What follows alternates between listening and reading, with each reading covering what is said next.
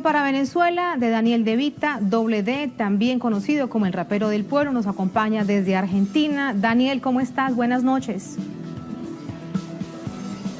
Hola Daniel. ¿Cómo estás, Tatiana? Buenas noches, un placer saludarte. Igualmente, muchísimas gracias. Quiero preguntarte por esta canción por Venezuela. La he escuchado atentamente y hablas muy sintético de todo lo que sucede en América Latina con un contexto regional. ¿Cómo te cabe tanto en estos minutos?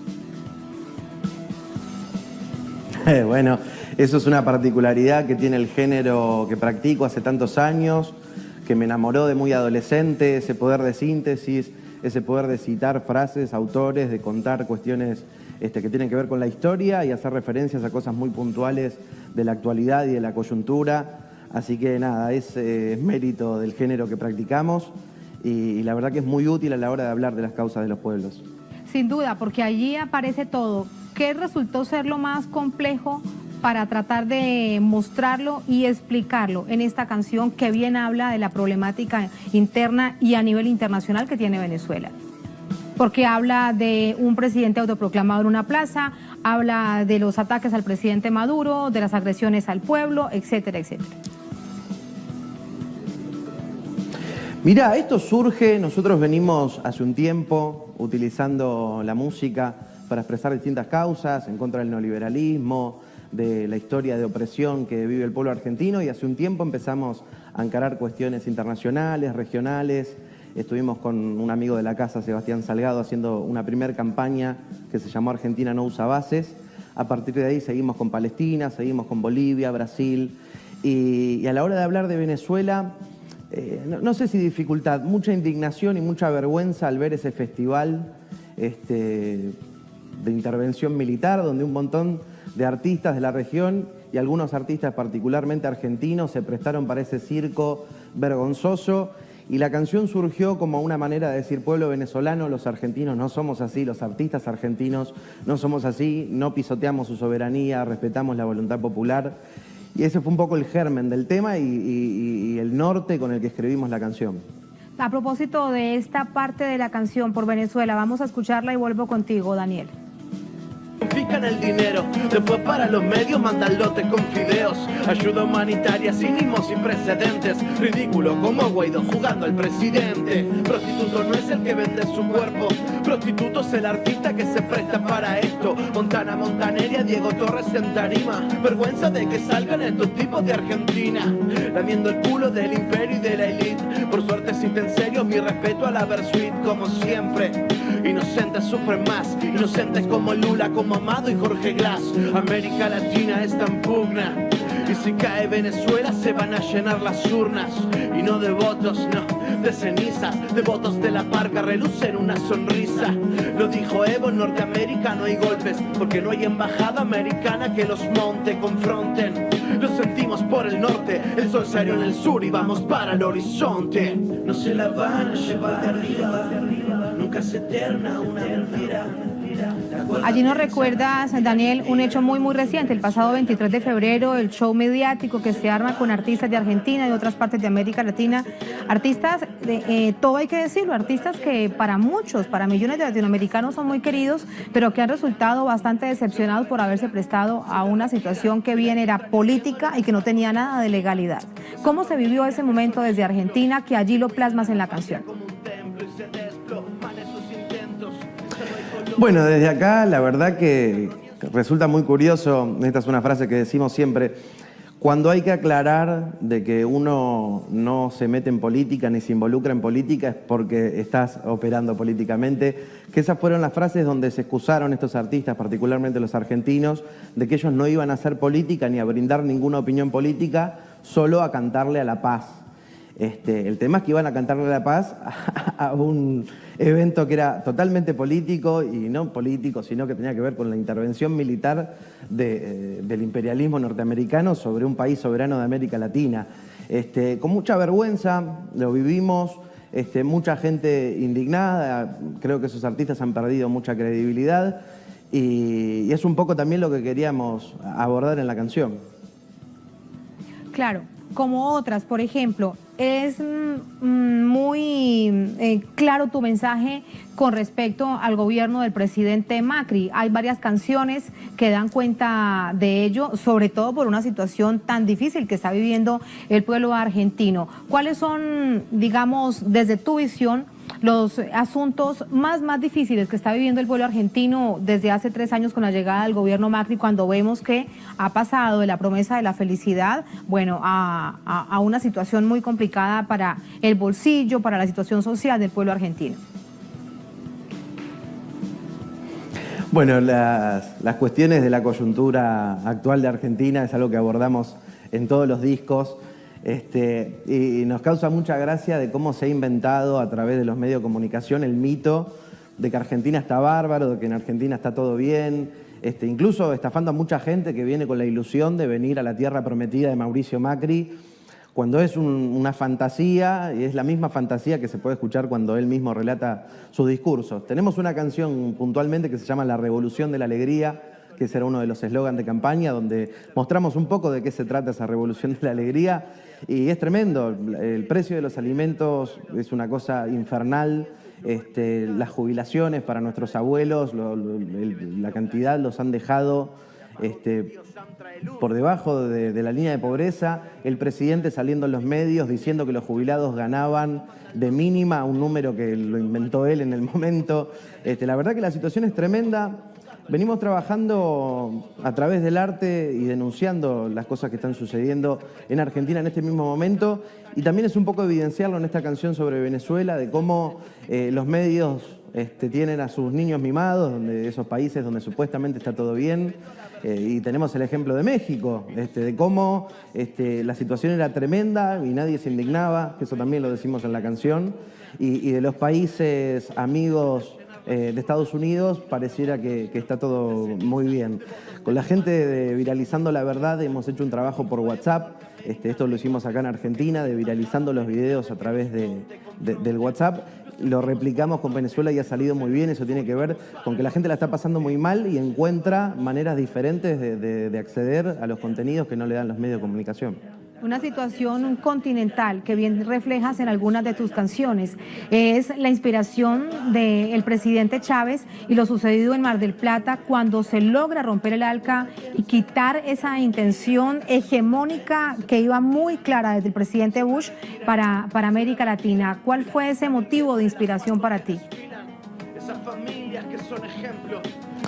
Bueno, Hugo Chávez, además de lo que representa para millones de argentinos,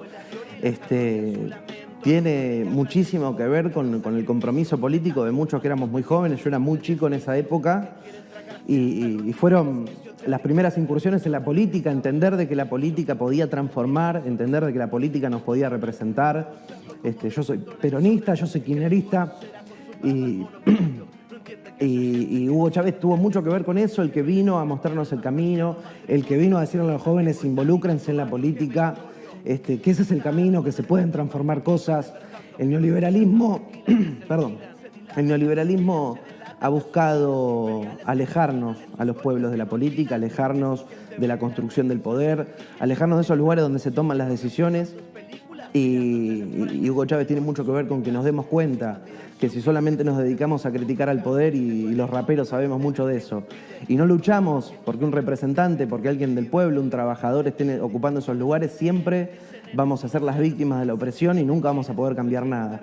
Me parece que ese, por lo menos para mí, es el legado más importante que me ha dejado Chávez y que nos ha dejado a todos, y teníamos ganas de reflejarlo en la canción, que cierre con sus palabras, que han emocionado a toda una generación. Sin duda, con ese alca al carajo que evidentemente pasa, y de qué manera, a la historia. Vamos a escuchar, Daniel, ¿querías globos? Manera de interrogación, y regresamos con esta conversación. Vamos a ver. Pero una persona es tan importante lo que hace como lo que no está dispuesta a hacer.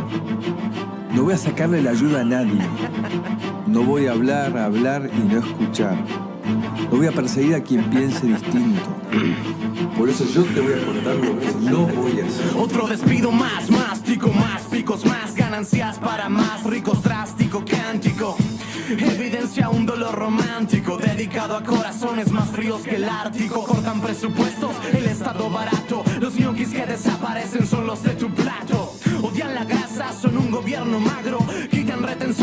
devalúan tu salario, lloran los barrios, festeja el agro, liberan el dólar y encarcelan a Milagro. Te FIFA la tarifa mensual, vino con plus, es hora de pagar. Ahí estaba. De hecho, también recuerdas a referentes muy importantes a nivel interno que se han, digamos, internacionalizado por su lucha, aunque evidentemente partían de todo un componente local como Milagro Sala. Cuando reflejas todos estos hechos, también es claro que pasa el arte y la cultura por los hechos políticos del país. ¿Cómo recibe la gente hoy en día ese mensaje en Argentina? Bueno, el compromiso con los presos políticos desde el primer momento. Milagro Sala fue la primera en recibir el castigo de la oligarquía argentina. Ya lo venían avisando incluso antes de ganar las elecciones. Y Milagro Sala es una bandera para nosotros, y después fueron siguiendo otros compañeros, Fernando Esteche, Luis Delía, Amado Vudú. Aprovecho desde aquí a mandarle un abrazo muy grande a Jorge Glass y toda su familia en Ecuador, y vemos cómo se replica el mismo modus operandi a todas las personas que le pueden hacer frente y poner en jaque este modelo económico que viene a hambrear a los pueblos, se los encarcela como las etapas más oscuras de nuestros pueblos. Y me parece que sí, tenemos varias canciones donde hablamos de los presos políticos, tenemos algunas específicas para cada uno de ellos. Es muy importante no dejar pasar estas cosas. Un pueblo que tolera tener a sus referentes, a los que más han hecho por los humildes, tras las rejas, es un pueblo que difícilmente logre su emancipación. Por eso los presos políticos, todos ellos, son una bandera para nosotros. ¿Cuál es tu espacio natural para poder contar a través de la canción y de tus composiciones todo esto que le pega y le pega muy fuerte al gobierno, en este caso del presidente Macri, o a los gobiernos que se vean directamente involucrados, a los poderes de hecho que hay en este momento tratando de disputar nuestra América Latina? Y te lo pregunto porque en los medios y en las corporaciones mediáticas no hay cabida para este tipo de canción y de expresión. Bueno, la verdad que es un trabajo colectivo lograr romper ese cerco mediático, económico. La industria musical, obviamente, si los medios están cerrados para expresiones como estas, la industria de la música también. Y lo hacemos con mucho ingenio, con mucho cariño, a través de las redes sociales, a través de la calle, que es importante no abandonar la calle, expresiones públicas, estar donde quizás ellos no pueden estar, porque raramente uno de estos magnates esté caminando en la misma vereda que uno de nosotros. Y con ingenio, esta canción de Venezuela surge del laburo colectivo con Gustavo Arroyo, productor musical de la canción, con la gente del Instituto Prisma de Buenos Aires, que es gente que se dedica a difundir este tipo de contenidos y a dar charlas, con los medios populares, que son importantísimos. Es increíble, por lo menos la experiencia nuestra acá en Argentina, de cómo con portales autogestionados, con programas de radio independientes, logramos instalar en agenda un montón de cosas. Y por citar un ejemplo, es el caso de Santiago Maldonado. Estuvo desaparecido en una represión del gobierno en el sur, y los que instalamos el nombre de Santiago Maldonado fueron los medios populares, expresándolo en cada momento, y los forzamos a tener que hablar en los medios hegemónicos de la causa de Santiago. Y así hay un montón de experiencias, de éxitos, que desde la resistencia, desde la creatividad, de la autogestión y con mucho cariño y con mucho compañerismo, hemos logrado dar esa batalla con el campo totalmente inclinado. Sí se puede. Vamos a escuchar una canción más. Esta es Infierno Fiscal, que habla específicamente sobre los Panama Papers. El primer ministro de Islandia renunció hoy a su cargo. Conflicto en Inglaterra, renuncias en Islandia. En Argentina, por lo visto, nada cambia. Los medios insinúan que estamos en Disneylandia, y a la embestida no sobrevivió ni samba. La guita se estructura en puntos grises, sistema financiero sostenido por matices. Para infelices no hay una soga, hay pocos salvavidas y millones que se ahogan. Vos pagas impuestos hasta para comer, y en Panamá está el paraíso donde reina Lucifer, donde la moneda avanza y entra por la ventana. Allí está. Este es el infierno fiscal que ha generado, fíjate, una brecha muy profunda, pero prácticamente silenciada. Y allí de nuevo lo estás contando. ¿Qué tanto se recuerda este tipo de canciones ante hechos donde cada uno de los países tiene una historia por contar? Mirá, la verdad que el caso de Panama Papers es paradigmático. Lo hablábamos en la semana con el círculo de Jorge Glass, de cómo él está tras las rejas cuando el presidente de Ecuador se le han encontrado cuentas offshore. En Argentina, Mauricio Macri tiene una colección, tiene una bolsa así llena de cuentas offshore y la verdad que ahí el bloqueo mediático juega muchísimo. No ha sido un tema y como arrancamos en la canción, conflicto en Inglaterra, renuncias en Islandia, en Argentina no pasa nada. Tiene que ver con el bloqueo mediático y también con el timing, que muchas veces se decía en ese momento, porque esto fue ni bien asume, de decir, qué raro que salga todo esto justo cuando asume. Y era el momento, porque recién había accedido a la presidencia y era difícil, quizás él venía con una buena imagen positiva, que explotara eso y explotó en el momento que a él le vino mejor. Pero los casos de corrupción del macrismo son aberrantes y eso es otra cosa también que tratamos de expresar en las canciones. Esto lo dice Cristina Kirchner. Ellos tienen un problema de espejo. Todo lo que son lo reflejan en los demás. Todo lo que son acusan. Tienen cuentas offshore y denuncian de que los dirigentes populares tienen cuentas offshore. Pisotean al pueblo y denuncian. Es sintomático y lo tendría que investigar quizás un psicólogo de estos rasgos que tiene la derecha en toda la región de señalar a los demás los delitos propios. Y lo de Panama Papers me parece que es un ejemplo fundamental. Incluso esta canción ha tenido muchísimo más rebote en el exterior que en Argentina, donde el tema de Panama Papers pasó desapercibido. Paradise Papers, que sale después, no pasó nada. Con este recorrido regresamos a Venezuela para despedirte. Has dicho en algunas entrevistas a medios que lo que sucede en Venezuela, la resistencia del pueblo, una ciudadanía tan gallarda ante, por ejemplo, esta coyuntura del sabotaje eléctrico, de mantenerse en tanta calma y no generar el caos social que se esperaba.